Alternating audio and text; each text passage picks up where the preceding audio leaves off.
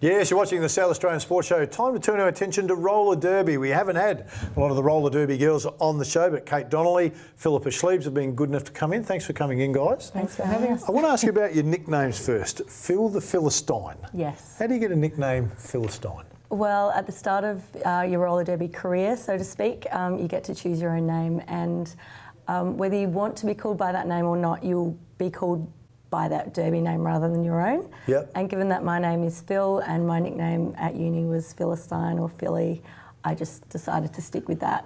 Okay, because before I met you, I had this vision of this monster coming in, this big Philistine. I don't know why, it was some Greek thing. And then you came in with Kate, who's called Mosquito. Is that right? That's it. So I'm thinking, well, you're going to be the short, really quick one. And it kind of Quite the opposite. Exactly. So I wasn't sure how you worked your nicknames out. So let's go with you first, Phil. Yes. 7 years. Yep. 7 grand finals. Yep. 4 wins. It's not bad. We've had a very, very good run. Yep. Yes.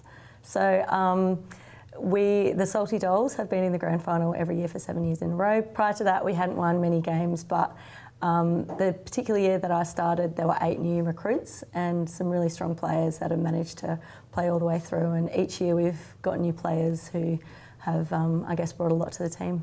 Okay, so you obviously got bored with playing in grand finals and thought, So I will leave the Salty Dolls and I will go to the Mile Die Club. Yep. What made you leave a team that kept winning? Well, the challenge? Yeah, I think so. I had my roller derby wife, which is a term we have in derby, who's, I guess, one of your best mates.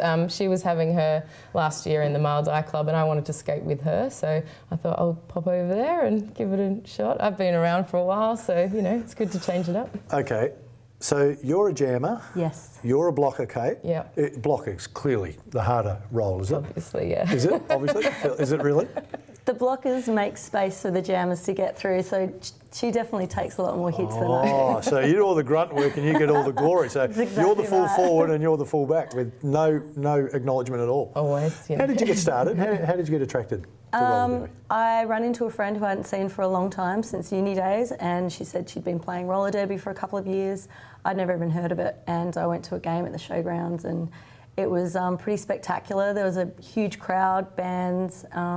It was a really exciting event, and obviously I was attracted to the spectacular nature of it, but also to the sport. I'd played a lot of sport in high school, but it had been many years since I'd been playing a team sport, and I loved roller skating when I was a kid, so I put the skates on after about 15 years and gave it a bash. Still in love with it. Kate, similar for you? Or Yeah, I had seen the first season being played with a couple of my mates and they all left me and went overseas, and so I didn't have anyone to go with, and then someone rightly said, why don't you just play? And so I come from a basketball background, so the... Smart background, Smart Kate. background, yeah. So, and I hadn't played team sports for a while either, and it just looked like a lot of fun, and I guess probably one of the biggest selling points is it's just this amazing, empowering group of women, which is something 10 years ago that wasn't really obvious to a lot of us. So. Okay, let's talk about that. I used to go and watch the roller skating with my daughter, my second daughter. She loved it and joined a club and competed for a little while.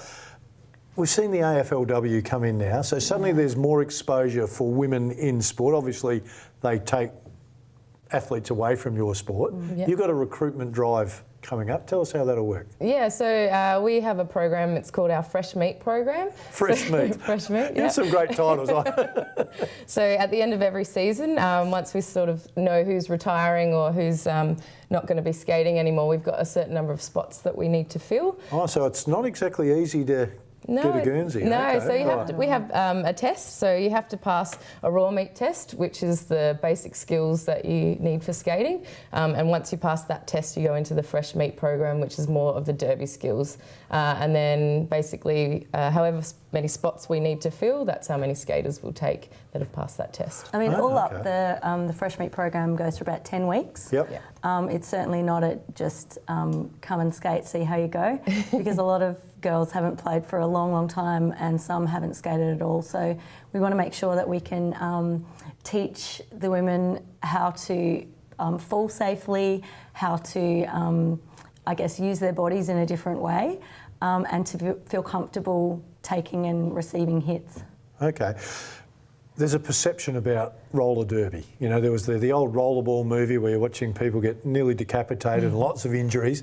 Is the perception wrong? Are there a lot of injuries, or like you said, we teach you how to take the hits, we teach you how to do things, so there's some injuries, but it's actually pretty minor compared to other sports? Yeah, look, there are definitely injuries, and some of them can be reasonably serious. There is, there are broken legs and bad knee injuries and that kind of thing. But same as any sport. Same as any sport. But I guess the fitter you get and the more you learn how to use your body properly, the less injuries there tends to be. And as I said, there are a lot of rules, and safety is a key aspect of roller derby, even if it looks like a total free-for-all when you first go and see it.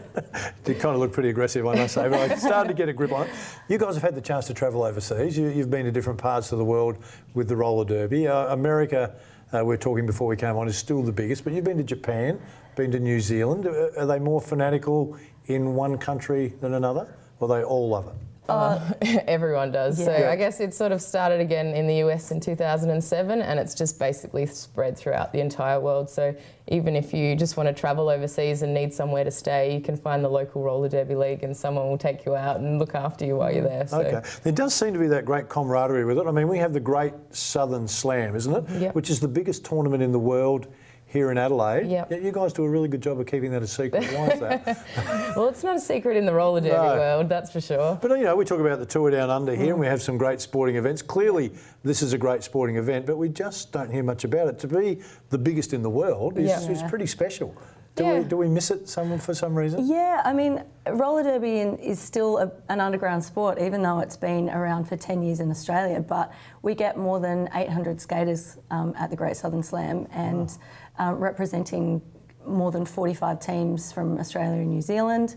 We have hundreds of refs that are involved in that, and it's a 3-day event at the showgrounds. So it's a really awesome way to, I guess, give back to the Australian roller derby community, and we're really lucky to have hosted that.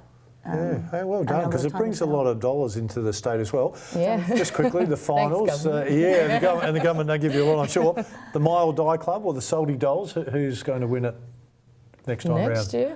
Well, luckily for me, Phil's retiring. Retiring? So. Phil's retiring? I am. Oh, okay. Yeah. Because why are we retiring? Oh, look, it is a full-time commitment. Yep. I guess at the highest level in Adelaide, we train up to 10 hours a week. Wow, okay. The whole of the league manages the league. We do the publicity, the merchandise, the ticketing, we run the events. We do all the advertising, so it's a lot to be involved in, and I'm an all or nothing kind of girl. Yep. Okay. All right. I'll put a line through there. So clearly they are history next year. The Salty Dolls jump on the Mile Die Club. Hey girls, thanks for coming in. Thanks so much, Phil. Keen to have you in at the start of the year and then follow your progress through next year. Stay with us. Still a bit more to come on the show.